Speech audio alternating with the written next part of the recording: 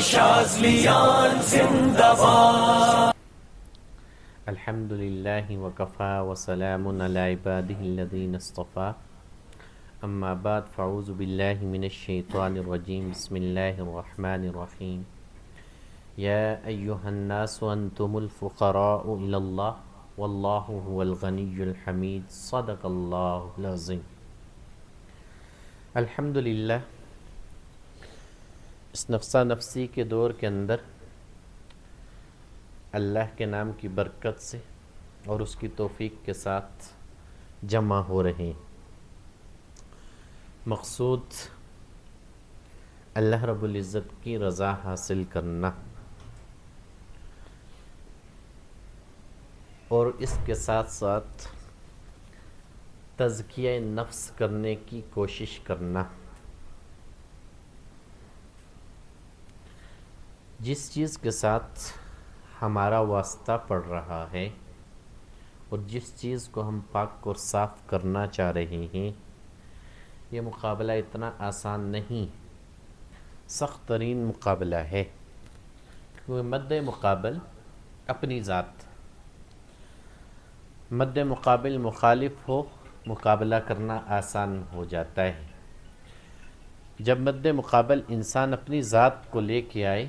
مقابلہ کرنا مشکل ہو جاتا ہے. کیونکہ انسان کی فطرت کے اندر یہ چیزیں شامل ہیں کہ ہر چیز اپنے لیے آسانی چاہتا ہے ہر معاملے کے اندر، کہ ہر معاملہ میرا آسان ہو جائے. دنیا کی زندگی گزر رہی ہے، آسانی کے ساتھ گزرے. کوئی معاملہ کر رہا ہوں آسانی کے ساتھ ہو، چاہے رزق کے حوالے سے ہو، کسی بھی معاملے کے ساتھ اس کی ذات کے اندر واسطہ اس کا پڑ رہا ہو. تو کوئی بھی یہ نہیں چاہتا کہ میں کسی مشکل سے دوچار ہوں، کسی الجھن کا شکار ہوں، کسی مصیبت میں پڑوں. اب یہ ساری چیزیں جو عامل اس کے ساتھ جڑے ہوئے ہیں، جن کے لیے وہ کوشاں ہیں، وہ تو اس دنیا تک محدود ہے. جب تک اس کی عقل صحیح سلامت، جب تک اس کی صحت کی بحالی ہے، جب تک وجود کے اندر طاقت ہے،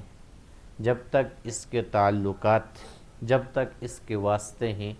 سارے معاملات یہ چلا رہا ہوتا ہے اپنی ذات کی آسانیوں کے لیے. چونکہ ہمارا موضوع بحث انسان کی اپنی ذات، بارہا اس چیز کو بیان بھی کیا جاتا ہے اور اسی کے اوپر محنت کروائی جاتی ہے کہ آخرت کو مقدم رکھتے ہوئے دنیا کی زندگی گزارنی ہے. جب ہم اس چیز کو سمجھیں گے کہ ہم نے آخرت کو مقدم رکھنا ہے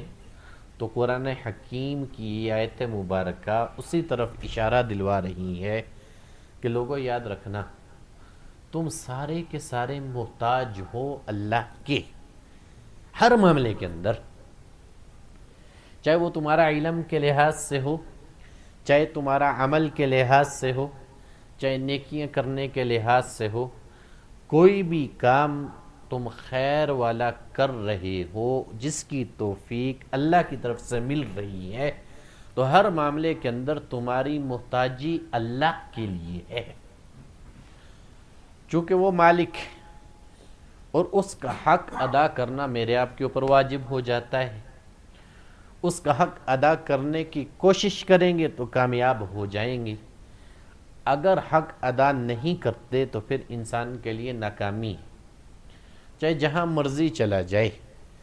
بڑے بڑوں کی صحبت میں بیٹھے، علماء کے پاس ہو، زاہدین کے پاس ہو، صالحین کے پاس ہو، نیک لوگوں کی مجالس کے اندر ہو، اگر اپنی ذات کو عمل کے میدان سے نہیں گزارتا تو بڑا مشکل کام ہے اس کے لیے. کیونکہ اللہ دعوے داروں کو پسند نہیں کرتا. تھوڑا کر رہا ہو، دائمی کر رہا ہو، اس کے لیے کر رہا ہو، اس کو وہ قبول کرتا ہے. حضور علیہ السلام کا فرمان ہے، اللہ کو نہایت ہی پسندیدہ وہ عمل تھوڑا ہو، دائمی ہو. اب جب ہم کروا رہے ہیں، اس راہ کے اوپر چلا رہے ہیں، تو محنت ساری ذات کے اندر ہے. یہ جو بارہا تکرار ہو رہا ہے، ابتداً اس کی سمجھ نہیں آتی انسان کو، کیوں کر رہا ہوں، کس لیے کر رہا ہوں. جب کرتا ہے آہستہ آہستہ وجود اس کا اثر پکڑتا ہے، آہستہ آہستہ ان چیزوں کی سمجھ آتی ہے. اور اس کے ساتھ ساتھ آپ حضرات بخوبی جانتے ہیں کہ ہمارا مد مخالف جو ہے بڑا طاقتور ہے. ہمارا جو مد مخالف ہے اس کے پاس بڑی چالیں ہیں. ہمارے مد مخالف کے پاس بڑے ہتھ کنڈے موجود ہیں کہ کسی بھی چال میں ہمیں جکڑ سکتا ہے. کوئی بھی اپنا ہتھ کنڈا ہمارے اوپر استعمال کر سکتا ہے اور کسی بھی جگہ ہمیں پھنسا سکتا ہے. ظاہری اعتبار سے ہی جو ہم علاج و معالجے کا کام کر رہے ہوتے ہیں، یقین مانو یہ کرنے والے ہی جان سکتے ہیں وہ آسان نہیں ہوتا. مشکل ترین کاموں میں ایک کام ہے کہ کسی کی گندگی کو صاف کرنا، اس گندگی کو ہٹانا. اس کی مثال یوں ہی ہے جیسے ایک بھنگی گٹر کو صاف کر رہا ہو، تو اس گٹر کو صاف کرتے ہوئے اس کا وجود اس بدبو کو بھی سونگھتا ہے اور اس گندگی کا اثر اس کے وجود کے اوپر بھی آتا ہے. اب یہ تو اس بیچارے کا احسان ہوتا ہے کہ میری آپ کی ہر ایک کی وہ گندگی صاف کر رہا ہوتا ہے. اب بہت سارے لوگوں کو بھی آپ نے دیکھا ہوگا گندگی میری آپ کی صاف کر رہا ہوگا، لیکن اس کو حقارت کی نظر سے بھی دیکھا جاتا ہے. معاشرے کے اندر اس کو عزت نہیں دی جاتی. یہ کبھی نہیں کہا جاتا کہ یار یہ انتہائی غلیظ ترین کام کے اندر ہاتھ ڈال رہا ہے، جس کو کوئی انسان بھی جلدی جلدی کرنے کے لیے تیار نہیں ہوتا، لیکن اس نے کرنا ہوتا ہے تاکہ اس گندگی کو میں صاف کروں، یہ لوگوں کو تکلیف نہ پہنچائے، اس کی وجہ سے بیماریاں نہ پھیلیں، اس کی وجہ سے یہ مشکلات میں نہ آئیں. تو یقین مانو جیسے وہ گندگی ہوتی ہے جو ہماری فیلڈ ہے جس میں ہم کام کر رہے ہوتے ہیں، انسانوں کے اوپر جو معاملات ہوتے ہیں بیائی نہیں اسی طرح گندگی موجود ہوتی ہے. اسی بھنگی کی طرح کا یہ کام ہوتا ہے علاج اور معالجہ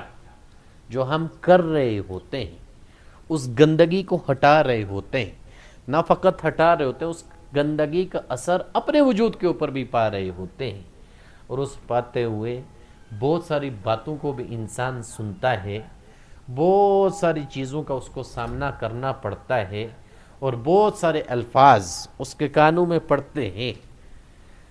اب جو اس سے نکل رہا ہوتا ہے، جس کو سمجھ آ رہی ہوتی ہے، وہ شکر ادا کر رہا ہوتا ہے کہ اللہ تیرا شکر ہے کہ تو نے مجھے اپنے نام کے ساتھ جوڑ دیا ہے، میرے وجود کے اوپر سے شر کی یہ کیفیت ہٹ رہی ہے، میرے وجود کی نحوست دور ہو رہی ہے، اور مجھے اپنی ذات کے معاملے کی سمجھ آ رہی ہے. اب اس گندگی کو صاف کرتے ہوئے آپ محسوس کرتے ہو، کرنے والے جان سکتے ہیں، جو نہیں کرتا، جس کو سمجھ نہیں ہے، وہ کبھی نہیں جان سکتا. اب باطن کے اندر ان شیاطین کے ساتھ بھی دشمنی ہے، باطن کے اندر جو نفس کے تصرفات ہیں وہ بھی اثر ڈالتے ہیں. جب انسان کے وجود سے اثرات ظاہر ہونا شروع ہوتے ہیں، یاد رکھنا وہی انسان وسواس میں پڑنا شروع ہو جاتا ہے، وہی انسان سوچوں میں گم ہو جاتا ہے، وہی انسان ان شرور کے خیالوں میں مگن ہو جاتا ہے. شروع میں بڑی عقیدت محبت کے ساتھ جو آیا ہوتا ہے، اسلام کے ساتھ جڑا ہوتا ہے، اس کا ایمان بڑھ رہا ہوتا ہے، لیکن ساتھ ہی جو اس کے وجود کے اوپر اثر انداز ہو کے اس کے وجود سے اس شر کو یہ دور کرنا شروع کرتا ہے، وہ نکلتے ہوئے اس کے دل و دماغ کے اوپر اپنا اثر ضرور چھوڑتا ہے. میں اکثر اس لیے آپ سے حضرات سے کہتا ہوں کہ آپ جتنا جتنا آگے بڑھو گے اتنا اتنا آزمائے جاؤ گے. وہ آزمائش کہیں باہر سے نہ ہوگی، وہ آزمائش ذات کے اندر ہی پیدا ہونا شروع ہو جائے گی. یہاں تک جو کر رہے ہو اسی کے اوپر شک پیدا ہونا شروع ہو جائے گا، جس سے کر رہے ہو اس کے اوپر شک آنا شروع ہو جائے گا، جس سلسلے میں ہو اس سلسلے کے اوپر بھی شک آنا شروع ہو جائے گا. جبکہ قرآن حکیم تو شروع میں یہ کہہ رہا ہے ذالک الکتاب لا ریب فیہ ھدی للمتقین، کہ یاد رکھنا جب تمہارا واسطہ، تمہارا تعلق، تمہاری نسبت کتاب اللہ سے قائم ہو چکی تو اس کے اندر ہدایت ہے متقیوں کے لیے۔ اب متقی کا درجہ پانا، اس مقام تک پہنچنا، اس سے پہلے اپنے وجود کو پاک اور صاف کرنا، اس سے پہلے اپنی نفس کی خواہشات کو پیچھے چھوڑنا، اس سے پہلے اپنی ہر آرزو تمنا کو اپنے وجود سے خالی کرنا، تب جا کے اس درجے کے متعلق انسان کو پتہ چلتا ہے ہاں میرے عمل کی درستگی پیدا ہو رہی ہے، میں نمازیں ادا کر رہا ہوں، قرآن حکیم کی تلاوت کر رہا ہوں، حضور علیہ الصلاۃ والسلام کے فرامین کو سن رہا ہوں، اور اس سے بڑھ کے اس کے اوپر اپنی ذات کے اندر عمل کرنے کی کوشش کر رہا ہوں۔ جب وجود کی گندگی دور ہوگی، پاک اور صاف ہوگا، اس کا اثر ہٹے گا، تو یاد رکھنا اسی طریقے کے اوپر دوسری طرف اس کے اوپر وسواس بھی آنا شروع ہو جائیں گے جو اس کے شکوک اور شبہات کو بڑھائیں گے۔ اور ایمان اور یقین کی کیفیت کے درمیان ایک چیز ہے جو راہ سالکین ہوتے ہیں، اس کے اوپر چلنے والا جو سالک ہوتا ہے اس کے لیے نقصان دہ ہوتی ہے۔ یاد رکھنا ایمان اور یقین کے درمیانی کیفیت جو ہے وہ شک کی کیفیت ہوتی ہے کہ جب انسان اللہ کے نام کے ساتھ جڑا ہوا ہو، آگے بڑھ رہا ہو، چل رہا ہو، ظاہری طور پہ اس کو حصول بھی خیر کا ہو رہا ہو، اس کے باوجود اگر وہ شک میں پڑتا ہے تو یاد رکھنا کہ وہ کبھی بھی یقین کی کیفیت اس کے وجود میں پیدا نہیں ہو سکتی، کیونکہ اللہ کے نام کے اندر کوئی کسی قسم کا شک ہے ہی نہیں۔ پھر کثرت کے ساتھ میں اور آپ ذکر کر رہے ہیں، جب کثرت کے ساتھ ذکر کر رہے ہیں ایک چیز یاد رکھنا، اللہ نے اس کے بری ہونے کی ضمانت خود دے دی۔ وہ کیا ہے؟ یا ایھا الذین آمنوا اذکروا اللہ ذکرا کثیرا، کہ ایمان والے ہی کثرت سے ذکر کر سکتے ہیں۔ اس کا مطلب یہ ہے کہ جس کے اندر نفاق ہوگا وہ کثرت سے اللہ کا ذکر نہ کر پائے گا۔ اب ہر انسان کی ذات کے اندر یہ موجود ہوتا ہے، کوئی اس سے خالی نہیں ہوتا۔ معاملہ کیا ہوتا ہے جب کسی ماحول میں ہو، اس کا اثر وجود کے اوپر آتا ہے، کس کا کتنا معاملہ چلتا ہے اس کی ذات کے اندر، کہ اس کی ذات کی خیر دوسروں کو پہنچ رہی ہوتی ہے یا اس کی ذات شر باہر آ رہا ہوتا ہے، چاہے اس کی زبان کے ذریعے ہو، چاہے اس کے ہاتھوں کے ذریعے ہو، چاہے اس کی آنکھوں کے ذریعے ہو، چاہے اس کے معاملات کے ذریعے ہوں۔ تو یہ چیزیں انسان وجود کے اندر رکھتا ہے۔ اب یہ پہلے تو دوسرے کے اوپر چلتی ہیں، اور یہی جب انسان اپنے آپ کو سیدھی راہ کے اوپر چلانا شروع کرتا ہے تو یاد رکھنا یہ ساری چیزیں اس کا رخ اس کی طرف کر لیتی ہیں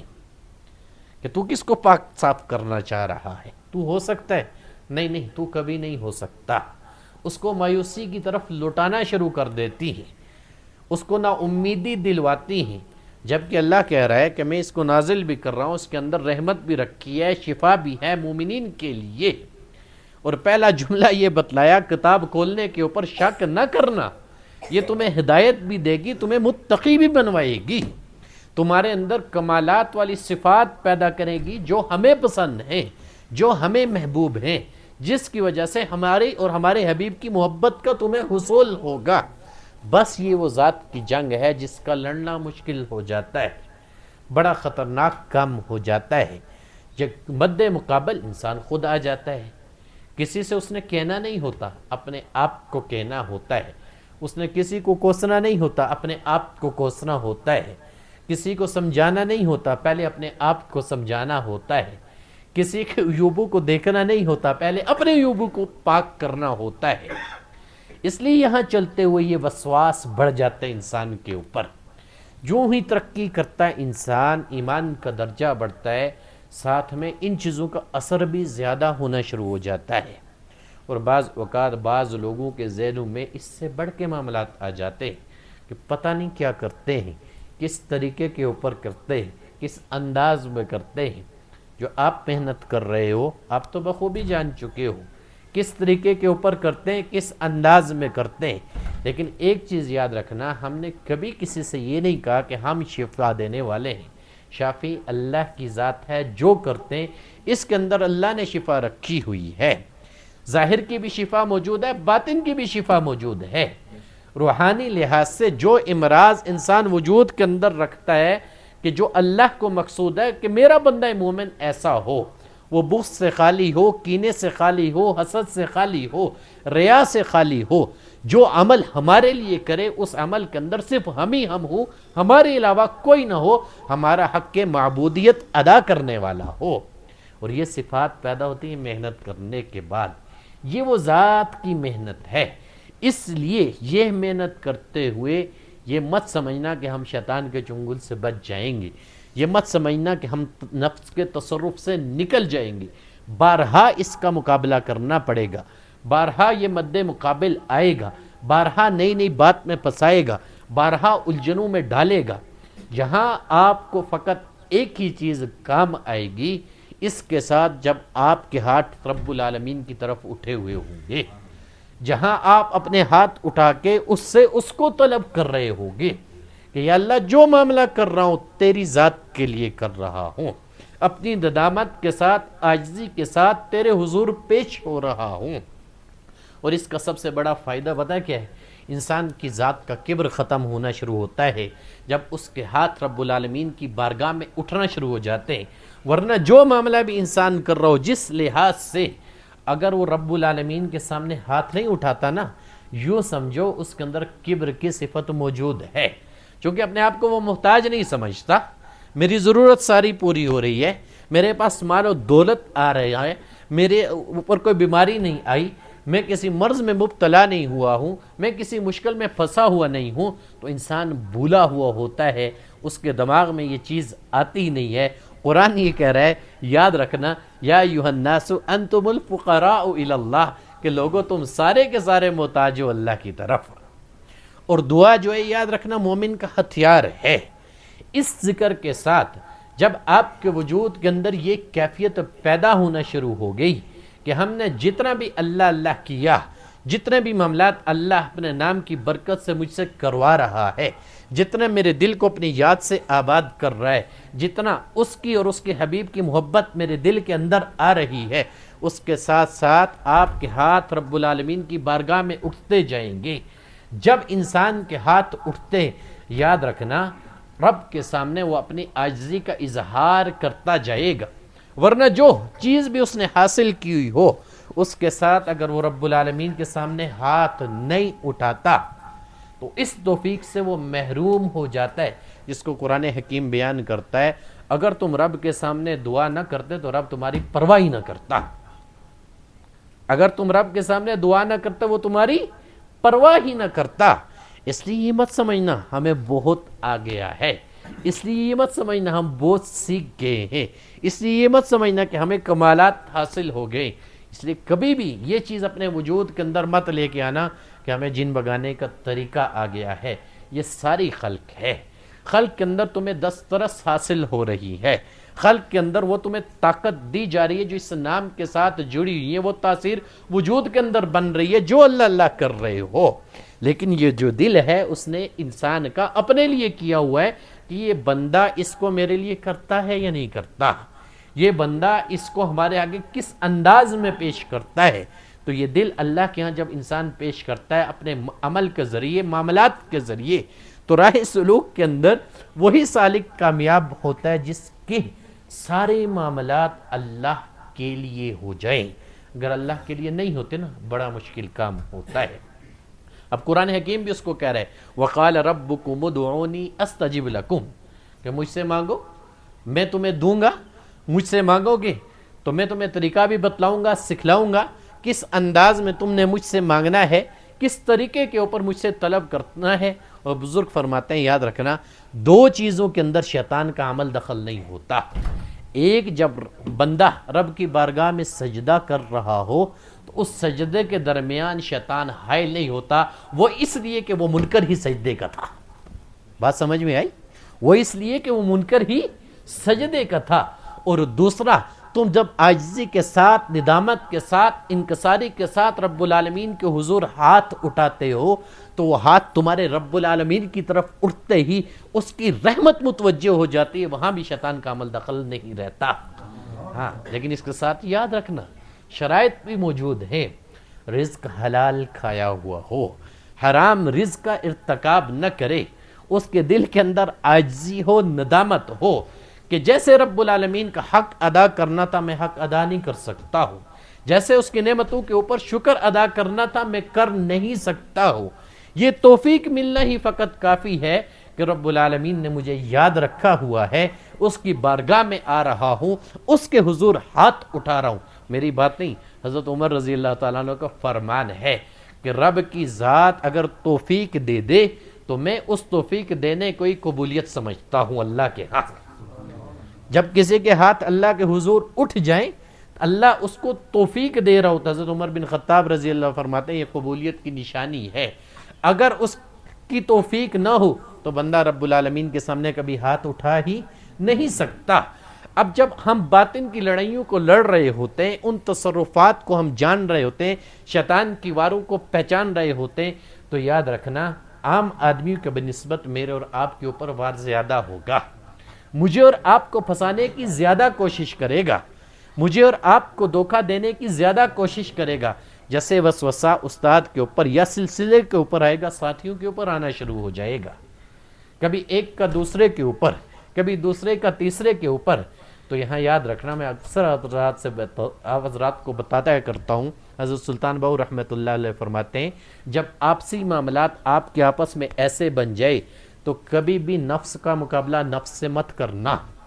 نفس کا مقابلہ نفس سے کرنے کی کوشش کرو گے، وہاں شر پیدا ہونا شروع ہو جائے گا، وہاں بدگمانیاں پیدا ہونا شروع ہو جائیں گی، اور اس بدگمانی کی وجہ سے انسان بہت دور نکل جاتا ہے۔ اگر تم نفس کا مقابلہ قلب سے کرنے کی کوشش کرو گے وہیں رب العالمین کی رحمت آنا شروع ہو جائے گی۔ اس کی وجہ یہ جس کے اوپر محنت ہو رہی ہے اس نے اللہ کا عرش بننا ہے۔ جب بندے کی توجہ اللہ کی طرف ہو، توفیق اللہ دے رہا ہو، اللہ کی قسم سوال ہی پیدا نہیں ہوتا کہ وہ بندے کی طرف متوجہ نہ ہو، کسی جگہ بھی ہو، کہیں بھی ہو، کرے صحیح، نیت ٹھیک ہو، اخلاص اس کے اندر پیدا ہو جائے۔ اخلاص کہتے ہیں اسی چیز کو ہے کہ اللہ تیرے لیے کر رہا ہوں، نہ صرف فقط عمل تیرے لیے کرنا۔ یہ تو وہ راہ ہے جہاں راہ سلوک کے اندر انسان محنت کرنے کے بعد خود بھی اللہ کے لیے ہو جاتا ہے، ورنہ اپنے عمل کے ساتھ اس عمل کو اللہ کی بارگاہ میں پیش نہیں کرتا تو یوں سمجھو اس انسان کے اندر کمزوری موجود ہے، چاہے اپنے عمل کے اوپر وہ فخر کر کے کیوں نہ چل رہا ہو، چاہے اپنے عمل کی سبب سے اس کو کتنا ہی نوازا نہ جا رہا ہو۔ تو شکر گزاری کی کیفیت یہ ہوگی کہ بندہ رب العالمین کے سامنے ہمیشہ ہاتھ اٹھا کے رکھے گا کہ ربا میں ہر حال میں تیرا محتاج ہوں۔ حضور علیہ السلام کیا دعا مانگا کرتے یا نہیں مانگا کرتے تھے؟ بدر کی رات کو دیکھ لو، پوری رات قرآن حکیم بیان کر رہا ہے کہ آپ علیہ السلام پوری رات اللہ کے حضور دعا مانگتے رہے، اور اس دعا کے اندر یہ کہتے تھے اللہ مٹھی بھر جماعت ہے، اگر یہ ہلاک ہو گئی تو قیامت تک تیرا دین پھیلانے والا کوئی باقی نہ رہے گا۔ یہ حضور علیہ السلام کی دعا ہے۔ اور ویسے بھی ذی الحجہ کا عشرہ چل رہا ہے، اس کی بڑی 10 راتیں خاص ہیں، قبولیت کی راتیں ہیں، آپ عمل کر رہے ہو، اذکار کے ساتھ جڑ رہے ہو، ان دنوں کے اندر تو خاص تاکید کی جاتی ہے، اور اللہ بھی قسم اٹھاتا ہے والفجر ولیال عشر، قسم ہے فجر کی، قسم ہے 10 راتوں کی۔ جب ہم راہ سلوک میں چل رہے ہیں، اپنے آپ کو اللہ کے لیے کر رہے ہیں، تو اپنے عمل کو بھی اللہ کے حضور پیش کرتے جائیں اور اللہ سے مانگتے جائیں کہ اللہ جو پہلے کوتاہی ہوئی توفیق دے اس سے تائب ہو جائیں، آئندہ اس کوتاہی سے بچ سکیں، جس عمل کو تیرے لیے نہ کر سکے اس عمل کو تیرے لیے کر سکیں۔ ورنہ انسان اگر ان کوتاہیوں میں پھنس جائے، انسان اپنی ذات کے کبر میں مار کھا جائے تو وہ انسان نقصان اٹھاتا ہے، جو کرتا ہے وہی اس کے ساتھ ہوتا ہے۔ معاذ اللہ جس کے دل کے اندر پھر رب کو پانے کی طلب نہیں ہوتی، رب بھی بندے کو بھول جاتا ہے، پھر دنیا فانی سے کس حال سے وہ جاتا ہے وہ یا تو وہ بندہ بہتر جانتا ہے، رب کی ذات بہتر جانتی ہے۔ لیکن جس دل کے اندر یہ ہو کہ میں نے اللہ کو پانا ہے، میں نے اپنی ذات کو اللہ کے ہاں منوانا ہے، میں نے اپنے آپ کو اللہ کے لیے کرنا ہے، تو اللہ کی مدد بھی شامل حال ہوتی ہے۔ ورنہ کیا ہوتا ہے، جو انسان رب کے حضور ہاتھ نہیں اٹھاتا اس کے عمل کا کبر بھی اس کے اندر پیدا ہو جاتا ہے، بس اس کو یہی دکھا رہا ہوتا ہے کہ جو تو کر رہا ہے نا تیرا معاملہ آسان ہو جاتا ہے، تیری پھوک کی وجہ سے دوسرے کو شفا مل جاتی ہے، تیرے معاملات کی وجہ سے دوسرے کے کام بن جاتے ہیں۔ جب آپ بھی کسی کے معاملات کرو، کسی کو دم کرو، کسی کے معاملات میں ہاتھ ڈالو، تو رات کو اپنے ہاتھ رب العالمین کی بارگاہ میں ضرور اٹھاؤ کہ ربا تیرا احسان تھا، تیرا فضل تھا، تیرا کرم تھا، تو نے مجھے چنا، تو نے مجھے توفیق دی، میں کسی کے کام آیا، تو نے مجھ سے اتنی بڑی نیکی کروائی، اب کروائی تیری ذات کے لیے، میں نے کیا تیرے لیے، اس میں سے میری ذات کا نفس کا اثر مجھ سے نکال دے، میرے اس عمل کو اپنے لیے قبول کر دے، اور جس کے لیے میں نے کیا تو اس کو شفا دے دے۔ یہاں آپ اپنی ذات کا عمل پورا اس کی طرف لٹا دو گے، ورنہ کیا ہوگا؟ اگر انسان کو دعا کی اہمیت کا پتہ نہیں چلتا تو نقصان اٹھاتا ہے۔ آج نہیں، میں پہلے بھی بتا چکا ہوں، ابراہیم بن ادم رحمۃ اللہ علیہ بصرہ کے بازار سے گزر رہے، کہنے والے آگے کہنے لگے شیخ ہم بڑے عرصے سے دعائیں مانگتے ہوئے آ رہے ہیں، بڑے عرصے سے ہم دعا کر رہے ہیں، لیکن ہمارے لگتا یہ ہے کہ ہماری دعائیں قبول نہیں ہو رہی۔ ابراہیم بن ادم رحمۃ اللہ علیہ فرمانے لگے یاد رکھو 10 چیزیں ایسی ہیں جو تمہارے اندر فوت ہو چکی ہیں، 10 چیزیں ایسی ہیں تمہارے اندر ختم ہو چکی ہیں، جس کی وجہ سے تمہیں پتہ ہی نہیں چل رہا کہ تمہاری دعا قبول ہو رہی یا نہیں ہو رہی۔ فرمایا پہلی چیز عرفتم اللہ فلم تؤدوا حقہ، تم کہتے ہو ہم اللہ کو پہچانتے ہیں لیکن اس کا حق ادا نہیں کرتے ہو، اس لیے تم دعا تو مانگتے ہو، جب تم اللہ کو پہچاننے کے دعوے دار ہو اس کا حق ادا نہیں کرتے ہو تو تمہیں عمل کی سمجھ ہی نہ آئے گی۔ پھر تم کہتے ہو ہم دعائیں کرتے ہیں، دعا قبول نہیں ہوتی، زعمتم انکم تحبون رسول اللہ وترکتم سنہ، تم کہتے ہو ہم رسول اللہ سے محبت کے دعوے دار ہیں لیکن تارک سنت بنے بیٹھے ہو، جب اللہ کو بھی چھوڑ دیا، اللہ کے حبیب کو چھوڑ دیا، تمہاری دعا اللہ کہاں سے قبول کرے گا؟ تیسری بات کہی تم اللہ کی کتاب کے اوپر دعوے دار ہو، تم کہتے ہو زبانوں سے کہ ہم قرآن کے اوپر عمل کرتے ہیں، ہم قرآن کی تلاوت کرتے ہیں، قرأتم القرآن ولم تعلموا بہ، کہ ہم قرآن پڑھتے ہیں لیکن اس کے ساتھ عمل نہیں کرتے۔ اب یہ تیسری چیز بھی تمہارے اندر موجود ہے، اس سے بڑھ کے فرمانے لگے چوتھی چیز یہ ہے ہزاروں طرح کی نعمتوں سے اللہ نے تمہیں نوازا ہوا ہے، تمہارے کھانے کے اندر برکت، تمہارے پہننے کے اندر برکت، تمہاری سواریوں کے اندر برکت، تمہاری رشتہ داریوں کے اندر برکت، تمہارے معاملات کے اندر، تعلقات کے اندر اللہ نے برکت رکھی ہوئی ہے، ہزاروں طرح کی نعمتیں اس کی کھاتے ہو، اکلتم نعم اللہ ولم تؤدوا شکرہ، اس کی نعمتیں کھانے کے باوجود اس کا شکر ادا نہیں کرتے۔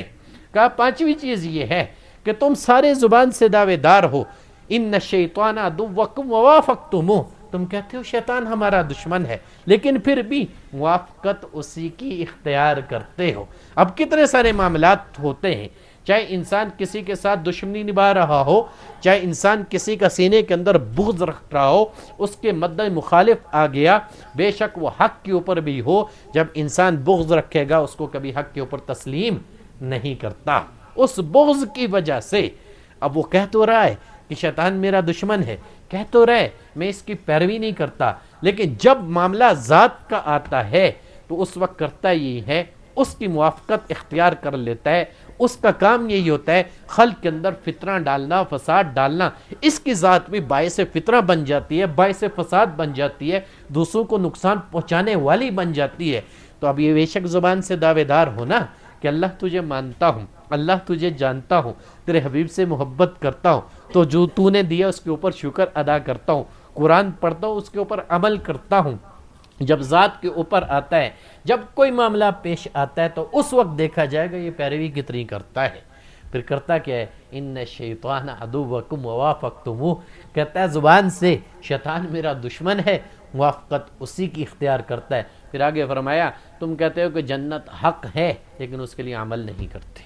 تم کہتے ہو جنت حق ہے اس کے لیے عمل نہیں کرتے۔ جنت کے لیے عمل کرنا کیا ہے؟ جو اللہ نے فرائض اس کے ذمے لگا دیے ہیں ان کا پورا پورا ادا کرنا، حضور علیہ السلام کے طریقہ کار کو اختیار کرنا، اپنے اخلاق کو سنوارنا، اپنے کردار کو بنانا، اپنے عمل کو درست کرنا۔ تو بہت ساری کمیاں موجودہ زمانے کے اندر ہمارے اندر موجود ہوں گی۔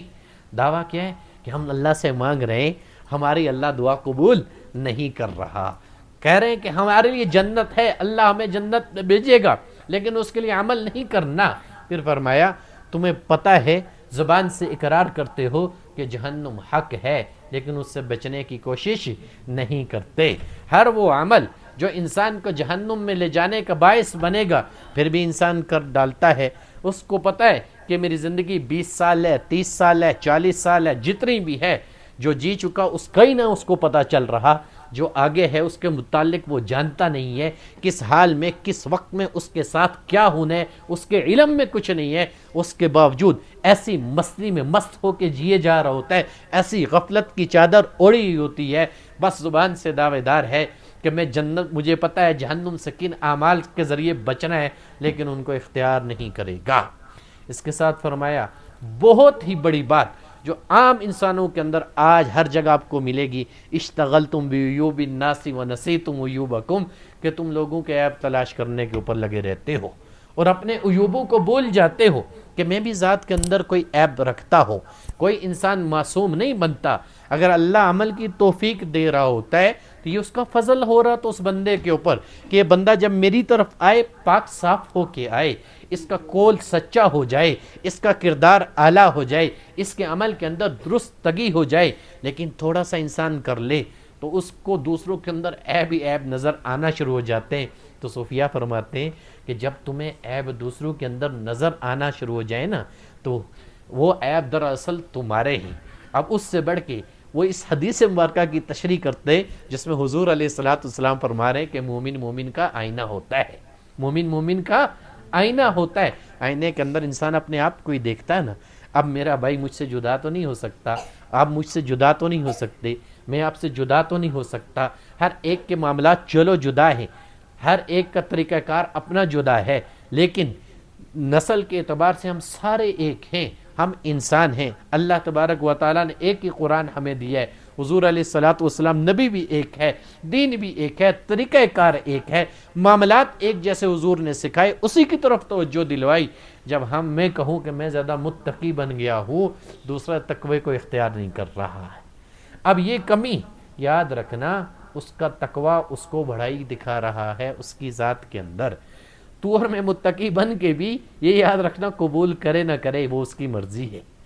چاہے کسی کو ساری زندگی گناہگاری میں گزروا دے، ایک عمل صالح کر کے اس کو بخش دے، اس کے لیے راہ کو ہموار کر لیے، اس کو جنتی ہونے کی مہر لگا دے، یہ اس کی شان ہے، یہ اس کے فضل سے سارے معاملات ہو رہے ہوتے ہیں۔ تو غرض بات یہ ہو رہی تھی کہ دعائیں قبول نہ ہونے کا سبب کیا ہوتا ہے۔ اس کے اندر ایک سب سے بڑا سبب یہ ہے کہ انسان تو دوسروں کے عیوب تلاش کرتا ہے لیکن اپنی ذات کے عیوبوں کو بھول جاتا ہے۔ پھر فرمایا دفنتم موتاکم ولم تعتبروا بہم، مردوں کو اپنے ہاتھوں سے دفناتے ہو، اپنے آپ کو ان میں شمار نہیں کرتے۔ کہ کل میں نے بھی قبر میں اتر جانا ہے، کل میرے نام کی منادی کروائی جانی ہے، کل میرا بھی جنازہ پڑھا جانا ہے، کل قبر کے اندر مجھ سے بھی سوالات کیے جانے ہیں، کل قبر کے اندر میرے بھی اعمال پیش کیے جانے ہیں۔ اس کی فکر ہی لائق نہیں ہوتی، کیونکہ میرے اوپر تھوڑی ایسی بیماری آئی ہے کہ مجھے موت سامنے کھڑی نظر آئے، تھوڑی ایسی مصیبت پڑی ہے کہ میں یہ سمجھوں کہ میں اس مصیبت سے نکلوں گا ہی نہیں، میری موت واقع ہو جائے گی۔ انسان ہے نا، بس جس حال میں وہ چل رہا ہوتا ہے، جی رہا ہوتا ہے، جس کا مشاہدہ کر رہا ہوتا ہے، اسی کو وہ حقیقت سمجھ رہا ہوتا ہے۔ لیکن یاد رکھنا یہ ساری چیزیں انسان کو دھوکہ دینے والی ہیں، اور قرآن حکیم اسی کو بیان کر رہا ہے وَمَا الْحَيَاةُ الدُّنْيَا إِلَّا مَتَاعُ الْغُرُورِ، کہ جو تمہیں دنیا کی زندگی ہے نا تمہیں دھوکے میں نہ ڈالے، یہ کھیل اور تماشا ہے، یہاں کے معاملات عارضی ہیں، یہ ساری چیزیں یہاں ختم ہو جانی ہیں۔ جو ہی انسان ختم ہوا، فنا ہوا، اس کے ساتھ یہ ساری چیزیں مٹ گئی۔ اب اگر ایسا انسان جو اپنا تزکیہ کرنا چاہ رہا ہو، اپنا درجہ اللہ رسول کے ہاں بڑھانا چاہ رہا ہو، اللہ رسول کی قربت پانا چاہ رہا ہو، تو اس کو بڑی سوچ و وچار کرنی پڑے گی، اس کو اپنی ذات کے اوپر بڑا غور و فکر رکھنا پڑے گا کہ جو مرضی کوئی دوسرا اس کے بارے میں خیال رکھے، جو مرضی اس کا گمان اس کے متعلق ہو، چونکہ یہاں یوں کہو کہ ہر ایک نے پورا اسلام اپنایا ہوا ایسا ہرگز نہیں ہے۔ قرآن حکیم کی تو تعلیم یہ ہے یا ایھا الذین آمنوا ادخلوا فی السلم کافہ، کہ ایمان والو پورے اسلام کے اندر داخل ہو جاؤ۔ ہر ایک جز کو لے کے چل رہا ہوگا، اس کے اندر ہم بھی جز کو لے کے چل رہے ہوتے ہیں، یہ بھی یاد رکھنا۔ یہ نہ کہوں گا کہ کامل ہمارے پاس ہے، لیکن ہر وہ جز اس کل کے ساتھ ملا ہوا ہے، ہر وہ جز اس کل کی طرف انسان کی رہنمائی کر رہا ہے، ہر وہ جز اس کل کی طرف اس کو ہر قدم کے اوپر بڑھا رہا ہے، جو اس کی قربت میں لے کے جا رہا ہے۔ یہاں چلتے ہوئے جب انسان ذات کے علم کو سیکھتا ہے تو سب سے پہلے اس کی ذات اس کے اوپر کھلتی ہے۔ میں بارہا اس لیے بتاتا ہوں اپنے سبق کو بھولو مت، اس کا تکرار کرتے رہو، اور بعض اوقات جب اللہ کا نام لے رہے ہو، مشقتیں اٹھا رہے ہو، تکلیفیں آ رہی ہیں، اس کے باوجود مرض جانے کا نام نہیں لے رہا، تو یاد رکھو اسی کے اندر تمہارے لیے خیر ہے، اسی کے اندر تمہارے لیے خیر ہے۔ وہ مرض ہے، رب کی رحمت تمہاری طرف متوجہ ہے کہ جب بھی انسان بیمار ہو، تکلیف میں ہو، نام اس کا لے رہا ہے، بارہا اس کو پکار رہا ہے، اس کی مرضی ہے اس کے پکارنے کے اوپر شفا دے یا نہ دے۔ انبیاء کرام کے اوپر بھی جب حالات آئے تو انہوں نے رجوع کس کی طرف کیا؟ اللہ کی طرف کیا۔ آدم علیہ السلام کو دیکھ لو، جب جنت سے نکال دیا گیا، دنیا کے اندر آگے قرآن حکیم بیان کر رہا ہے ربنا ظلمنا انفسنا وَإِن لَّمْ تَغْفِرْ لَنَا وَتَرْحَمْنَا لَنَكُونَنَّ مِنَ الْخَاسِرِينَ، کہ ربا میں نے اپنے اوپر ظلم کر دیا، اگر تو نے مجھے نہ بخشا، تو نے میرے اوپر رحم نہ کیا تو میں تو نقصان اٹھانے والوں میں ہو جائے گا۔ اب وہ جن کو مہر نبوت لگی ہوئی، وہ جنہوں نے کوئی گناہ نہ کیا، جن سے بھول ہوئی، جب اللہ کے حکم کے خلاف وہ گئے بھول کر، تو اس کے اوپر ندامت کتنی ہوئی۔ آج میں اور آپ کتنی چیزیں ذات میں کیے بیٹھے ہوتے ہیں، کیا جیسے رب کے سامنے ندامت کا حق ہے، اپنی ذات کے اندر ایسے نادم ہو کہ اپنے آپ کو اللہ کے حضور پیش کرتے ہیں یا نہیں پیش کرتے؟ جب پیش کرو گے تبھی جا کے اس چیز کو سمجھو گے،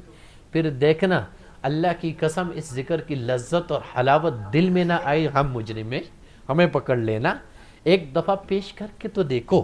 ایک دفعہ نفس سے پیچھا چھڑا کے تو دیکھو، اپنے عیوب کو اللہ کے سامنے پیش کر کے اس کے اوپر معافی مانگ کے تو دیکھو، جس چیز میں پھنسے ہو اس کا اظہار اس کے سامنے تو کر کے دیکھو، نہ نکالے تو مجھے کہنا۔ شرط یہ ہے، ہاں جب تصرفات میں آؤ گے، بعض اوقات شیاطین کے وار بھی چلیں گے، دماغ کے اوپر آئیں گے، تو بڑے غلط راستے کے اوپر آ گیا ہے، اس لیے کہ تو جس چیز کے اوپر چل رہا ہے وہاں تو نے اس کی چالوں کو پہچاننا ہے، جس چیز کو تو حاصل کر رہا ہے وہاں اس کے ذریعے تو نے اس کا مقابلہ کرنا ہے۔ جو اللہ نے حضرت انسان کی مخالفت میں کھڑا کیا ہے، تو قرآن حکیم بیان کر رہا ہے، اس نے کہا تھا میں سب کو گمراہ کروں گا، تو اللہ کہہ رہا ہے کہ جو میرے مصلح بندے، صالح بندے ہوں گے، ان کے اوپر تیری دسترس نہ ہوگی۔ تو اللہ نے تو اس میدان کو کھلا رکھا ہوا ہے، منہ کا ہر ایک چھوٹے بڑے کے لیے جو ذی عقل ہے، ذی شعور ہے، کہ اپنے لیے اگر دنیا کے اندر وہ بھلائی چاہ رہا ہے تو اپنے آخرت کی فکر کیوں نہیں رکھی ہوئی، اس کو کیوں نہیں مقدم رکھا ہوا ہر معاملے کے اندر؟ اگر نہیں رکھے گا، جیسا انسان کرتا ہے ویسا ہی پھل پاتا ہے، پھر اکثر نقصان ہوتے ہم دیکھتے ہیں۔ زیادہ تر امراض شیاطین کے آتے ہیں، لوگوں کے اوپر آج بھی مسلط ہوئے جن کے اوپر شیاطین کا جادو چل رہا ہوتا ہے، اور اکثریت اس کے اندر وہ مریض بنے بیٹھے ہوتے ہیں۔ ایک انسان کہتا ہے میں برائی کر رہا ہوں، اس برائی کے اوپر اگر وہ توبہ نہیں کرتا، اگر وہ برائی اس کی عادت بن جاتی ہے، تو یاد رکھنا نہ فقط وہ اللہ کا مجرم ہوتا ہے، اس کی نحوست بھی اس کے وجود کے اوپر موجود ہوتی ہے، اور وہی نحوست ان شیاطین کی غذا ہوتی ہے، وہی نحوست ان شیاطین کی خوراک ہوتی ہے، وہی نحوست ان کے دل کے اوپر پردے ڈالتی ہے، وہی نحوست انسان کی عقل کے اوپر پردے ڈالتی ہے، وہی نحوست انسان کی عقل کو سلب کر کے رکھتی ہے، وہی نحوست انسان کو تمیز نہیں کرنے دیتی، وہی نحوست اس کو اچھا اور برا معلوم کرنے کا طریقہ نہیں آنے دیتی۔ اور عمل دخل کس کا ہوتا ہے؟ انسان کا، اپنی ذات کے اندر اپنا ہی عمل دخل ہوتا ہے، کسی دوسرے کا نہیں۔ حضور کو یہی فرمایا جا رہا ہے هل ننبئکم علی من تنزل الشیاطین تنزل علی کل افاک نسیم، کن لوگوں کے اوپر شیاطین کو نازل کرتے ہیں؟ حبیبہ تجھے پتہ ہے اللہ خود کہہ رہا ہے ہر فاسق اور فاجر کے اوپر۔ اس کا مطلب یہ ہے کہ جو جان بوجھ کے گناہ کبیرہ کرے گا، کوئی بھی ہو، نماز چھوڑ دی، کسی کا حق کھا لیا، کسی کے اوپر ظلم کر لیا، کوئی بھی ایسا معاملہ جو شریعت کی مخالفت میں تھا اس نے اختیار کر لیا۔ بعض تو ایسے ہوتے ہیں کہ بعض گناہوں میں اس قدر پڑے ہوتے ہیں کہ وہ گناہ ان کی عادت بن جاتی ہے، اور وہ عادت اتنی جلدی چھوٹتی نہیں ہے، اس عادت کی وجہ سے وہ نحوست وجود کے اوپر موجود رہتی ہے، اس نحوست کے موجود ہونے کی وجہ سے بارہا شیاطین کا حملہ ان کے اوپر ہوتا رہتا ہے، ان کی عقلیں سلب ہو کے رہتی ہیں، ان کو اپنے معاملات کا پتہ نہیں چلتا، بظاہر دیکھ رہے ہوتے ہیں، بصارت موجود ہے، بصیرت سے محروم ہو جاتے ہیں، دل کے ہوتے ہوئے اندھے ہو کے چل رہے ہوتے ہیں، یوں سمجھو گونگے اور بہرے ہوتے ہیں، دلائل دینے کے اوپر آئیں گے فلسفی بن جائیں گے، لیکن عملی زندگی کے اندر دیکھو گے تو ان کے عمل کے اندر آپ کو بہت کمی نظر آئے گی۔ تو انسان وہی کامیاب ہوتا ہے جو اپنا محاسبہ کر کے چلتا ہے۔ محاسبہ کرنے کا طریقہ نہ آئے ذات کے اندر تو اس کو کوئی فائدہ نہیں ہوتا۔ کسی جگہ بھی چلا جائے، چاہے تبلیغی جماعت میں وقت لگا لے، چاہے علماء کے پاس بیٹھ جائے، چاہے صوفیاء کی صحبت کو اختیار کر لے، اگر ذات کے معاملات کو سمجھتا نہیں ہے، وہ اپنی ذات کے اوپر کھولتا نہیں ہے، اس وقت تک کسی بھی راہ کی اس کو سمجھ نہیں آتی۔ میں اکثر آپ سے کہتا ہوں نا کہ یہ آپ کے اوپر کھلے گا، وہ کھلنا کیا ہوتا ہے؟ سب سے پہلے ذات کے عیوب آپ کے اوپر عیاں کرے گا کہ یہ وہ ذات کا عمل ہے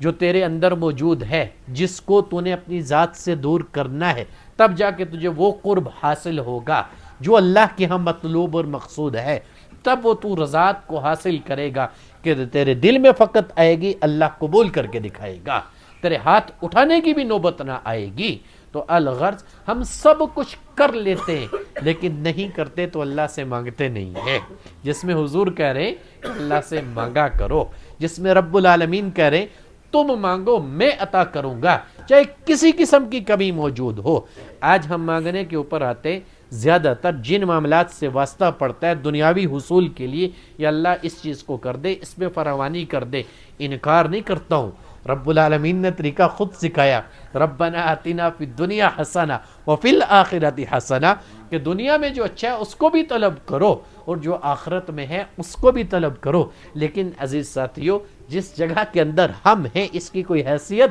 نہیں ہے، یہاں کوئی چیز بھی معنی نہیں رکھتی، جو اس کے ساتھ جڑی ہوئی ہے وہ فنا ہے۔ اگر فنیت والی چیزوں کو ہم نے مقدم رکھ لیا تو یاد رکھنا وہ جو ہمیں سب سے اعلیٰ نعمت ایمان کی شکل میں ملی ہوئی ہے اس کا ضعف اور کمزوری ہمارے اندر آنا شروع ہو جائے گی۔ اگر وہ ضعف اور کمزوری ہمارے اندر آئی تو ہم کبھی بھی اپنے معاملات کو سمجھ نہ پائیں گے، یہ کرتے ہوئے بھی ہماری عقل کے اوپر پردے پڑے رہیں گے، یہ کرتے ہوئے بھی کوئی معاملہ ہم اپنی ذات کے اوپر کھول نہ پائیں گے، یہ کرتے ہوئے جو سیکھ رہے ہیں اس کا پتہ ہی نہ چلے گا کیا ہم نے سیکھا اور کیا نہ سیکھا۔ اس کے ساتھ ساتھ بس یہی چیز ضروری ہے، رب العالمین کے سامنے ہاتھ اٹھا کے رکھنا۔ صحابہ کی زندگی کو دیکھ لو نا،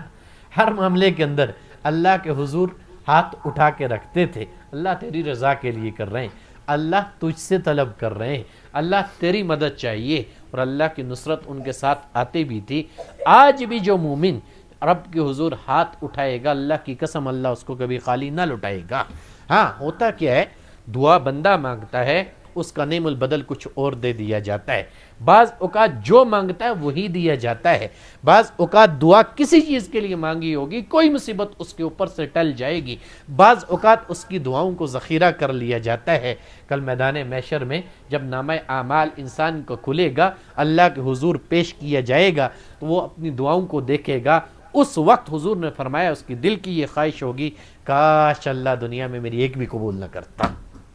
یہ اتنی خاص چیز ہے جس کو انسان بھول بیٹھتا ہے، جب کوئی معاملہ کرتا ہے بس اسی معاملے کے اندر لگا رہتا ہے، اور یہ کمزوری میں اپنے ساتھیوں کے اندر بھی دیکھتا ہوا آ رہا، جو بظاہر اللہ اللہ کر رہے ہیں، بظاہر علاج اور معالجہ کرتے ہیں، بظاہر لوگ ان کو عزت اور احترام بھی دے رہے ہوتے ہیں، لیکن اس کے باوجود یہ پتہ نہیں ہوتا کہ اللہ سے طلب کیسے کرنا ہے۔ یہاں تو اللہ تمہیں توفیق دے رہا ہے، راستے پہ اس نے تم کو ڈال دیا ہے، تمہاری عبادت گزاری ٹھیک ہو چکی، تمہارے معاملات کے اندر بہتری آ چکی، تمہارے اخلاق اعلیٰ ہو چکے، اس کے ساتھ یہ ساری چیزیں اس وقت تمہیں سمجھ آئے گی جب ان کو اللہ کی طرف لٹاؤ گے، جہاں قرآن حکیم کی اسی آیت مبارکہ کے اوپر عمل کرو گے، یا ایھا الناس انتم الفقراء الی اللہ، کہ ہر ایک انسان اللہ کا محتاج ہے، واللہ هو الغنی الحمید، وہ اللہ تو بے پرواہ ہے، وہ تو تعریف کے لائق ہے ہی ہے، تو کرے یا نہ کرے اس کو کوئی فرق نہیں پڑتا، تمام مخلوقات اس کی تسبیحات کر رہی ہیں، لیکن تو کر کے اس کے ساتھ سیکھ کیا رہا ہے، تو کر کے اس کے ساتھ سمجھ کیا رہا ہے، تو کر کے اپنے وجود کو کن عیوبوں سے دور کر رہا ہے، تو کر کے کس طریقے کے اوپر اس کے حضور معافی مانگ رہا ہے، تو کر کے کس طریقے کے اوپر اس سے طلب کر رہا ہے، یہ وہ اس کی حقیقت ہے جو انسان کے وجود کے اندر پیدا ہوتی ہے۔ اور یہ یاد رکھنا، جب وہ اس راہ کے اوپر آ جاتا ہے نا، زمانہ سارا اس کی مخالفت میں چلا جائے، اس کو پرواہ زمانے کی نہیں ہوتی، اس کا یقین کامل رب کی ذات کے اوپر ہوتا ہے کہ اللہ میرے ساتھ ہے، وہ مجھے توفیق دے رہا ہے، وہ مجھ سے کروا رہا ہے، وہ مجھے اپنا قرب میں لے کے جا رہا ہے۔ سارے میرے مخالف ہوتے تو ہوتے رہے نا، مجھے جو توفیق دے رہا ہے، جو کروا رہا ہے، جو اپنے قرب کے مزے دلوا رہا ہے، یہ تھوڑا ہی دوسرے کو آ رہے ہیں۔ جو میرے دل کے اوپر آ رہا ہے، دوسرا تھوڑا اس کی کیفیت جان سکتا ہے یا سمجھ سکتا ہے، لیکن کرنے والے کو وہ چھوڑتا نہیں ہے۔ بس یہ وہ رگڑا ہے جو انسان کو پہلے لگتا ہے اس کی ذات کے اندر۔ اس کی تربیت ایسے ہی ہوتی ہے جیسے ایک اینٹ بنانے والا مٹی کو گوندتا ہے، پھر اس کو اس آگ کے اندر پکاتا ہے، وہ مٹی گوندی جاتی ہے، پاؤں کے نیچے روندی جاتی ہے۔ بس یہاں انسان اپنی ذات کو خود اپنے پاؤں کے نیچے روندتا ہے۔ جب اس کو اپنے سامنے نکالتا ہے، باہر لے کے آتا ہے، پھر جا کے اس کو پتہ چلتا ہے، کبھی رونتے ہوئے طے اوپر کرے گا، کبھی نیچے کرے گا، کبھی ایک طرف پلٹے گا، کبھی دوسری طرف پلٹے گا، تو پھر اس کے ذات کے اندر اسی کا سارا کچھ اس کے سامنے آئے گا۔ جب وہ سامنے آئے گا، ساتھ میں وہ محنت ہوگی، تو وہ اینٹ جیسے اس آگ کے اندر پکتی ہے، تپش کو برداشت کرتی ہے کہ میں نے اس آگ کے اندر پکنا ہے۔ تو یہ رائے سلوک بھی ایسی آگ ہے جو ذات کے اندر لگا دیتا ہے اور اس کو اللہ رسول کا قرب دلوا دیتا ہے، جو بندہ اس طرز کے اوپر محنت کرتے اپنی ذات کو پکاتا ہے۔ فکر نہیں کرتا، پریشان نہیں ہوتا کہ تیرے نام کے ساتھ جس کا یقین کامل یہ ہوتا ہے کہ خیر ہی خیر ہے، شر موجود ہے میرے تیرے اندر ہو سکتا ہے، اس کے نام کے اندر تو رتی بھر بھی نہیں ہے۔ باطن کے عوامل کے ساتھ جب جڑے ہوئے ہو تو وہ شر آتا ہے، بعض اوقات لوگوں کی زبانوں کے اوپر آئے گا، بعض اوقات لوگوں کی آنکھوں کے اوپر آئے گا، بعض اوقات کسی انداز میں آئے گا۔ کیوں پریشان ہوتے ہو؟ صحابہ کی جماعت گزرتی تھی، قرآن حکیم بیان کرتا ہے، وہ آنکھوں سے اشارے کیا کرتے تھے کہ یہ دیکھو وہ جا رہے ہیں۔ نماز پڑھتے تھے، شور شرابہ کرتے تھے، تالیاں بجاتے تھے ان کو تکلیف پہنچانے کے لیے، لیکن انہوں نے رسول اللہ صلی اللہ علیہ وسلم سے یہی چیز سیکھی تھی کہ رب کی رحمت ہے، اس وقت تو جو تم عمل کر رہے ہو یاد رکھو رب العالمین کے لیے کر رہے ہو، اس کی رحمت تمہاری طرف متوجہ ہے۔ اگر اس کی رحمت متوجہ ہے، یہ تو خلق ہے، اس کی کوئی حیثیت نہیں ہے، یہ آج بھی ذلیل ہے، کل بھی ذلیل ہوں گے، تم اس کے ہاں عزت اور رفعت بلندیاں مقام پا جاؤ گے۔ اپنے عمل سے کبھی پیچھے مت ہٹنا، تم نے جو اپنی ذات کا سودا اللہ کے لیے کر لیا ہے تو اللہ تمہیں کبھی ذلیل نہ ہونے دے گا۔ انسان یہ سمجھتا ہے کہ یار میں ہو جاؤں گا، دین کے اوپر آ کے انسان اگر ذلیل ہو جائے سوال ہی پیدا نہیں ہو سکتا، محض اس کا خیال تو ہو سکتا ہے، محض شیطان کا تصرف تو ہو سکتا ہے، لیکن رب کی رحمت کبھی بھی اخلاص والے بندے سے پیچھے نہیں رہتی۔ ہاں آزمائشیں ضرور آتی ہیں، آزمائشیں طرح طرح کی آتی، ہر دین والے کے اوپر آئی، جس نے اپنے عمل کو اپنی ذات کو اللہ کے لیے کر لیا۔ اگر مثال دو، ابراہیم علیہ السلام کی کافی ہے، چلو ذی الحج کا مہینہ بھی چل رہا ہے، تو ابراہیم علیہ السلام کے اوپر کس قدر آزمائشیں آئی، اولاد پیدا ہوئی، اللہ نے حکم دیا جا صحرا میں چھوڑ کے آ جا۔ حضرت حاجرہ کہنے لگی اپنی مرضی سے چھوڑ رہے ہو، اللہ کے حکم سے ہمیں اس بیابان کے اندر چھوڑ رہے ہو، کوئی آبادی نہیں ہے، کہ اللہ کے حکم سے چھوڑ رہا ہوں۔ اب دیکھو ایمان حضرت حاجرہ کا، حضرت حاجرہ حضرت ابراہیم سے کہنے لگی اگر اللہ کے حکم کے اوپر چھوڑ رہے ہو تو اس رب کی قسم وہ ہمیں ضائع نہ کرے گا۔ ٹھیک ہے، اللہ کے لیے کیا نا کہ یہاں چھوڑ کے آ جاؤ، تو پوچھا اپنی مرضی سے ہی اللہ کے لیے، کہا اللہ کے لیے چھوڑ رہا ہوں، اس کے حکم کے اوپر چھوڑ رہا ہوں۔ کہا جب اللہ کے لیے چھوڑ رہے ہو تو اللہ ہمیں ضائع نہ کرے گا۔ اسی کے ساتھ اگر حضور کی مثال دوں، حضور علیہ السلام جب غار حرا سے تشریف لائے، وہی اتری، جسم مبارک کانپ پر آئے، جب حضرت خدیجہ سے کہا کہ میرے اوپر کمبلی اڑاؤ، چادر ڈال دو، حضور علیہ السلام کے چہرے کے آثار انہوں نے دیکھ لیے، تو کہا میں بہت غم زدہ ہوں، مجھے خوف یہ لاحق ہو رہا ہے میں کہیں ختم نہ ہو جاؤں۔ کہنے لگے نہیں، یہ آپ جو ہے لوگوں کے اوپر بڑے مہربان ہیں، آپ لوگوں کے دکھ درد بانٹنے والے ہیں، تو آپ کو اللہ ضائع نہیں کرے گا۔ عزیز ساتھیوں، اسی راہ کے اوپر چل رہے ہو جہاں انسان کے دل کے اندر مومنین کی وہ کیفیت آتی ہے کہ انسان دوسروں کے دکھ درد بانٹنے والا بن جاتا ہے، دوسروں کے کام آنے والا بن جاتا ہے، لیکن وہ معاملہ سارا اللہ کے لیے کر لے، اللہ کی قسم اللہ اس بندے کو ضائع نہیں کرتا۔ اس سے بڑھ کے آزمائش آئی، کہا کہ پہلے بچے کو چھوڑاؤ صحرا کے اندر کہ وہاں بیت اللہ کی تعمیر ہونی تھی، وہاں توحید کا مرکز قائم ہونا تھا، وہاں ایک نے جا کے لبیک اللہم لبیک کی صدائیں لگانی تھی۔ آج بھی حاجی دیوانہ وار جا رہے ہوتے نا، ہر رنگ و نسل سے، کوئی بھی ہو، عربی ہو، اجمی ہو، کالا ہو، گورا ہو، جا کے ایک ہی صدا بلند کرتا ہے، اللہ تیرے دربار میں آ گئے، اپنے عشق کا اظہار کرتا ہے، اللہ حاضر ہیں، اللہ تو ہمیں قبول کر لے، اللہ ہماری دعاؤں کو قبول کر لے، تو نے ہماری زندگیوں کے اندر ہمیں یہ موقع دے دیا تیرے گھر کے اوپر آنے کی۔ یہ وہی گھر ہے جو ہاجرہ کی آزمائش کے ساتھ شروع ہوا تھا، اللہ نے نوازا کتنا کہ اسی گھر کے اندر سے آج بھی حاجی زمزم لے کے آ رہے ہیں جہاں اسماعیل علیہ السلام نے ایڑیاں رکھی تھی، رب کی رحمت نازل ہوئی، جاری ہوئی، آج تک قائم ہے۔ اور وہ وقت آئے گا جو حدیث مبارکہ کے اندر آتا ہے کہ کعبۃ اللہ کی دیواریں جب اٹھا لی جائیں گی قیامت واقع ہو جائے گی۔ وہ وقت چلو جب بھی آنا ہے وہ اللہ بہتر جانتا ہے، اس سے پہلے یہ ساری چیزیں سلامت ہیں، تو یہ ساری چیزیں انسان کی ایمان کی سلامتی کے ساتھ ہیں۔ یہ سمجھ اسی کو آتی ہیں جو اس راہ کے اوپر محنت کر کے جاتا ہے، محنت کر کے نہ جائے تو یاد رکھنا محض دعوے دار بن کے چلتا ہے۔ پھر وہ وقت بھی آیا، ان آزمائشوں کے اندر ڈالا گیا کہ اب یہ تیرا کام ختم یہاں نہ ہوا، جب تجھے خلیل اللہ کا لقب مل چکا، ہمارا دوست بن چکا، اس بیٹے کے گردن کے اوپر بھی چھری پھیرنا سب سے تیرا عزیز چیز ہے، جس سے تو بڑی محبت کرتا ہے، بڑا پیار کرتا ہے، جس کی تو تربیت کر رہا ہے، جس کو تو اخلاقیات سکھا رہا ہے، جس کے کردار کے اوپر تو محنت کر رہا ہے، جس کو تو بڑا عزیز رکھتا ہے، اس کو تو نے قربانی دینی ہے ہماری راہ کے اندر۔ آج تو ہم صاحب نصاب ہوتے ہوئے بھی نا، آج ہمارے پاس مال و دولت ہوتے ہوئے بھی قربانی اللہ کی راہ میں دینے کے لیے تیار نہیں ہوتے کہ ہم بھی سنت ابراہیمی کو زندہ کر لیں، اس لیے کہ دعوے دار جو ہیں محبت ہے تو پیسے سے ہے کہ اللہ کے لیے اتنا نکل جائے گا، اللہ کے لیے اتنی عمدہ چیز لے کے آؤں، دیں گے بھی تو بڑے ہی بری دل کے ساتھ کہ لوگ کیا کہیں گے۔ تو جو عمل اللہ کے لیے کرنے کا ہوتا ہے اسی وقت قبول ہوتا ہے جب بندہ اللہ کے لیے کرے، اس عمل کے اندر ریا نہ ہو کہ کوئی کیا کہے گا، اللہ جب تو توفیق دے رہا ہے تیرے لیے کر رہا ہوں، جتنی میری حیثیت ہے اس حیثیت کے اندر اس سے بڑھ کے کروں گا تیری ذات کے لیے، تیری توفیق کے ساتھ ہو رہا ہے۔ تو وہ وقت بھی آیا، یا ابت افعل ما تؤمر، بیٹے کو کہا میں دیکھ رہا ہوں انی اذبحک، میں تجھے ذبح کر رہا ہوں۔ اب بیٹا بھی کر رہا ہے، یا ابت افعل ما تؤمر، جو آپ کو آتا ہے کر ڈالو، ستجدونی انشاءاللہ من الصابرین، انشاءاللہ مجھے صبر کرنے والوں میں پاؤ گی۔ وہ وقت بھی آیا، تفصیل میں نہ جاؤں گا، واقعہ سنا ہوگا اپنے علماء سے کہ اس سے بڑھ کے قربانی کیا ہوگی۔ تو مثال یاد رکھنا، جو انسان دین کے ساتھ جڑے گا، اللہ رسول کی قربت کا اس کو حصول ہوگا، تو وہ یہ کہے کہ میں آزمائش سے بچ جاؤں، ایسا ہرگز نہیں ہوگا۔ اتنی ضرور ڈالی جائے گی جتنی وہ برداشت کر سکے گا، اور وہ آزمائش بھی اس کی اس محبت کے لیے ہوگی جس کا یہ حصول کرنا چاہ رہا ہے،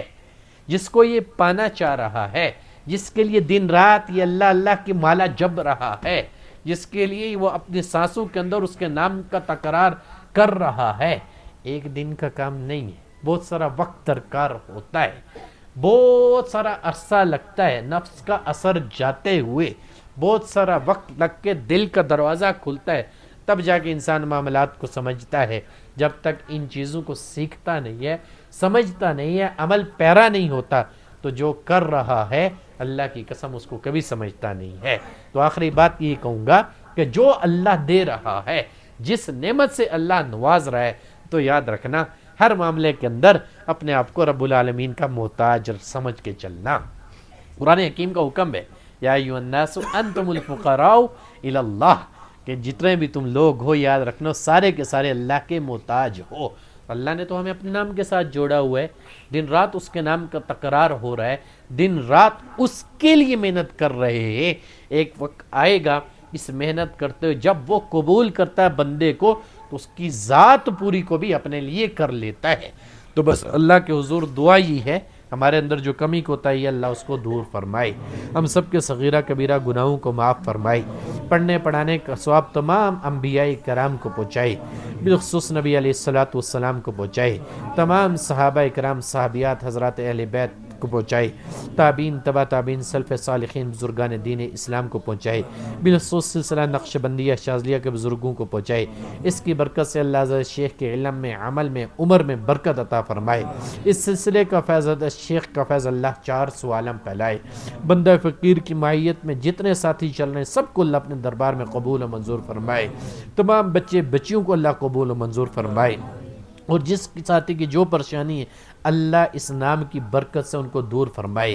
جو صاحب اولاد نہیں اللہ اس کی برکت سے اس کو صاحب اولاد عطا فرمائے، جو بے روزگار ہے اللہ اس کو حق حلال کا روزگار عطا فرمائے، جو دنیا فانی سے رخصت ہو چکے اللہ ان کی کامل مغفرت فرمائے، اس کی برکت سے اللہ تمام مریض جو مسلمان بیمار ہیں سب کو شفائے کاملہ عاجلہ مستمرہ عطا فرمائے، اور بالخصوص ہماری ایک شاگردہ مریم بچی کا انتقال ہوا اللہ اس کی قبر کو منور فرمائے، اللہ اس کی آنے والی منازل آسان فرمائے، جتنے بھی حاضرین مجلس بیٹھے ہیں جتنے بھی ہمارے عزیز و قارب دنیا فانی سے رخصت ہو چکے اللہ سب کی مغفرت فرمائے، اللہ سب کی قبور کو منور فرمائے، اللہ ہم سب کو دین کے اوپر صحیح معنوں میں عمل کرنے کی توفیق عطا فرمائے، اللہ ہمیں دعا کرنے کا طریقہ سکھائے، اللہ اس کو سمجھنے کا طریقہ بتلائے، اللہ ہم سب کا خاتمہ بالخیر فرمائے، اللہ ہم سب کو عمل کی توفیق عطا فرمائے۔ سبے پتنگان زندہ